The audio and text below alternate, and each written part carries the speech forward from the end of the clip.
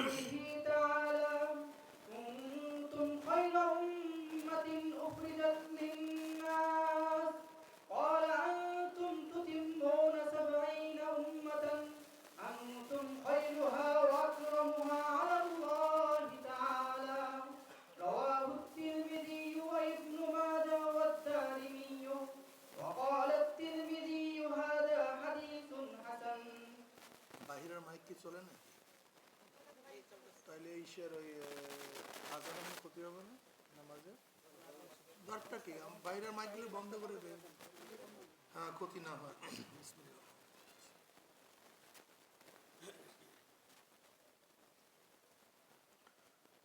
سمع رسول الله صلى الله عليه وسلم بقوله تعالى كنتم خير أمة أخرجت للناس قال أنتم تتمون 70 أمة أنتم خيره وأكرمها على الله تعالى رواه الترمذي। জনাব মুহাম্মদ রাসূলুল্লাহ সাল্লাল্লাহু আলাইহি ওয়াসাল্লাম কুনতুম খায়রা উম্মাতিন উখরিজাত নাস তা'মুরুনা বিল মা'রুফ ওয়া তানহাউনা আনিল মুনকার ওয়া তু'মিনুনা বিল্লাহ, এই আয়াতের সম্পর্কে এই হাদিস বয়ান করেন। এই আয়াতের তাফসীরই বলতে পারেন। আনতুম তুতিম্মুনা 70 উম্মাতান আনতুম খায়রুহা ওয়া আকরামুহা, তোমরা হলো 70টা উম্মতের পূর্ণতা ঘটিয়েছ, তোমরাই হলো সর্বশ্রেষ্ঠ এবং সর্বোৎকৃষ্ট। আকরামুহা ও আকরামুহা ও খায়রুহা, মনে রাখতে হবে জনাব মুহাম্মদ রাসূলুল্লাহ সাল্লাল্লাহু আলাইহি ওয়াসাল্লাম উম্মত সর্বশ্রেষ্ঠ উম্মত। কুনতুম খায়রা উম্মাতিন, সর্বশ্রেষ্ঠ উম্মত। কেন সর্বশ্রেষ্ঠ উম্মত? কারণটা কি? ইল্লাত বয়ান করছেন, কারণ বয়ান করছেন। আমাদের উত্তম উম্মত কারণটা কি? আমরা বেশি হায়াত পাই না, আমাদের চেয়ে আগেকার উম্মতরা অনেক বেশি হায়াত পাইতেন। আমরা বেশি ইবাদত করি না, আমাদের চেয়ে আগেকার উম্মতরা অনেক বেশি ইবাদত করতেন। আমরা তো রাহেব রহবান না, আমরা তো সংসার ত্যাগী না, আমাদের মধ্যে সংসার ত্যাগী জায়েজও নেই, লা রহবানিয়াত ফিল ইসলাম। কিন্তু আগেকার উম্মতরা তো রাহেব ছিলেন, রহবান ছিলেন, জঙ্গলেই থাকতেন, গির্জায় পড়ে থাকতেন, বিবাহ করতেন না, চাকরি বাকরি করতেন না, ব্যবসা বাণিজ্য করতেন না, সংসার ত্যাগী ছিলেন, সবসময় ইবাদতের মধ্যে মগ্ন থাকতেন, সারা রাত্র ইবাদত করতেন, সারাদিন রোজা রাখতেন। বিশ্বাস করবেন না, আগেকার উম্মতের এত বেশি ইবাদত করতেন, ইবাদত করতে করতে তাদের গোশত এবং চামড়াগুলি হাড্ডি সার হয়ে যেত, একেবারে হাড্ডি সার মিশে যেত, এত ইবাদত করতেন। তার হায়াতও পেয়েছেন, 1000 বছর পর্যন্ত ইবাদত করতেন। লেকিন আমাদের হায়াতও কম, শক্তিও কম, কমজোরি, আমরা ইবাদতও কম করি, তারপর আমরা উত্তম উম্মত হওয়ার কারণটা একটা প্রশ্ন আছে কি নেই? জটিল এবং কঠিন প্রশ্ন, জটিল এবং কঠিন, ঠিক না? ওদের হায়াত বেশি, ওদের সেজদা বেশি, ওদের কিয়াম বেশি, ওদের রুকু বেশি, ওদের তাসবিহাত বেশি, ওদের ত্যাগ বেশি, সব কিছু। আপনি ঠিক পাশে আসলে ওনারা সুবিধা হয়। হ্যাঁ হ্যাঁ, একটু আসেন তাহলে আরো সুবিধা হয়, একটু বিষয় যান, হ্যাঁ তাহলে সবাই সুবিধা হয়। এইবার আরাম হয়েছে না? স্যারেরা আফসোস করতে আছে, আমরা একটু আগাই আগাই আগে বিসমিল্লাহ, একটু আগাই। দুরূদ শরীফ আল্লাহুম্মা সাল্লি আলা সাইয়্যিদিনা।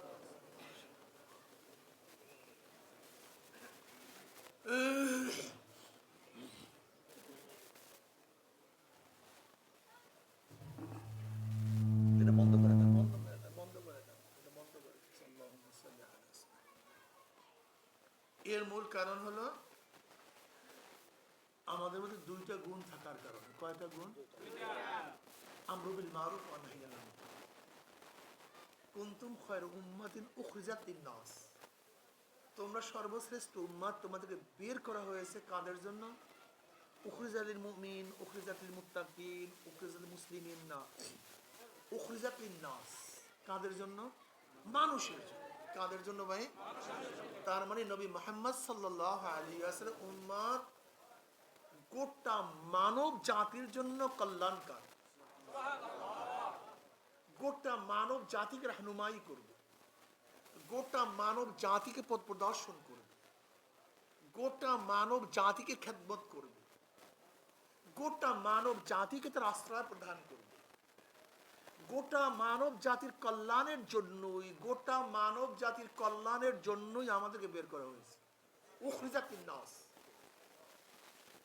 আল্লাহ পাক খাস করেন নাই মুমিনদের জন্য বের করা হয়েছে, মুসলমানদের জন্য বের করা হয়েছে, মুত্তাকিনদের জন্য বের করা হয়েছে, বা পুরুষদের জন্য বা মহিলাদের জন্য না। কাদের জন্য ভাই? জোরে বলেন। মানুষের জন্য। তার মানে নবী মুহাম্মদ সাল্লাল্লাহু আলাইহি ওয়াসাল্লাম উম্মত গোটা মানবের কল্যাণমুখী হওয়া চাই, কল্যাণকামী হওয়া চাই, তাদের দ্বারা সমস্ত মানুষজন উপকৃত হয়। মনে রাখবেন, আল্লাহ পাক রব্বুল আলামিন কিছু জিনিসকে আম করছেন। মানুষের মৌলিক প্রয়োজনীয় জিনিসকে আল্লাহ পাক কি করছেন ভাই? আম করছেন। যেমন মানুষের পানির প্রয়োজন, এরা আল্লাহ পাক কারোর জন্য নির্দিষ্ট করে না, আম করে দিয়েছে। হিন্দুদের বাড়ির দরজায় যে বৃষ্টি, মুসলমানদের বাড়ির দরজায় কথা কন্যা ঘটনা কি একই বৃষ্টি। মুসলমানদের জমিনের মধ্যে যেই ফসল ফলে, হিন্দুদের জমিনের মধ্যে একই ফসল। হিন্দুদের চিকিৎসার প্রয়োজন, মুসলমানদের চিকিৎসার প্রয়োজন। হিন্দুদের বস্ত্রের প্রয়োজন, মুসলমানদের বস্ত্রের প্রয়োজন। খ্রিস্টানদের খাদ্যের প্রয়োজন, মুসলমানদের খাদ্যের প্রয়োজন। আছে কি নেই? অর্থাৎ যেই জিনিসগুলি প্রয়োজন, এই প্রয়োজনীয় জিনিসগুলি সবার জন্য আম করছেন। এখন আপনি যদি শাসক হন মুসলমান ধরেন, তো আল্লাহ পাক রব্বুল আলামিন তো হরেক জাতি রাখছেন, কিন্তু আপনি তো শাসক মুসলমান।